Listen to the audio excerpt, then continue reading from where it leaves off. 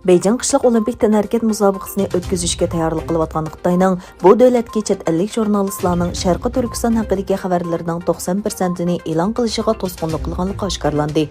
Xitoy chet el muxbirlari klubi e'lon qilgan yillik xizmat sharoiti doklatiga qaraganda, Xitoydagi chet ellik jurnalistlar bu davlatdagi axborot erkinligining tez suratda tuvanlayotganligi uchun misli ko'rilmagan to'saqqa duch kelgan.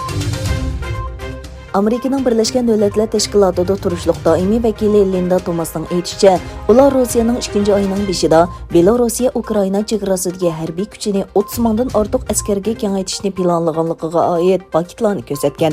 Rossiyaning Birlashgan Davlatlar Tashkilotidagi doimiy vakili Benezia bo'lsa, Rossiyaning Ukrainaga qarshi harbiy plani borligini isbotlaydigan paket yo'qligini o'ttirib qo'ydi. Hindistonda hukumatning 2017-yili Isroiliyadan Pegasus jasuslik yumshoq detali setib olganligi to'g'risidagi ayblashlar talash-tortish qo'zg'adi. Amerika New-York vaqti gazetining 28 yanvar juma kunidagi xabariga qaraganda, bosh ministr Narendra Modi hukumati 2017-yili mudofaa kelishimining bir qismi sifatida Isroiliya to'ri bexatarlik shirkati NSO ishlab chiqargan jasuslik detali Pegasusni setib olgan.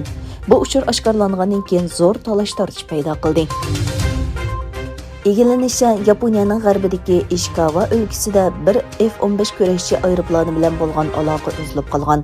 Yaponiya NHK to'rining davlat mudofaa ministrligining amaldorini asos qilgan xabariga qaraganda, F-15 uchgandan keyin radardan g'oyib bo'lgan. Mo'ljallanishcha 2 odam bor bo'lgan aeroplan tushib ketgan bo'lishi mumkin ekan.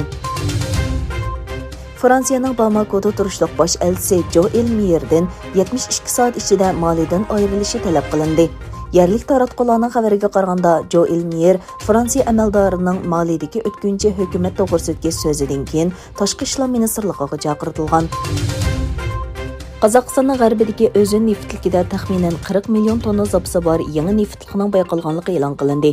Davlatlik neft va tabiiy gaz shirkatining bayonotida o'zin neftlikida 2017-yildan boshlab qo'shimcha burg'ilish xizmatining ilib berilganligi uqtirildi.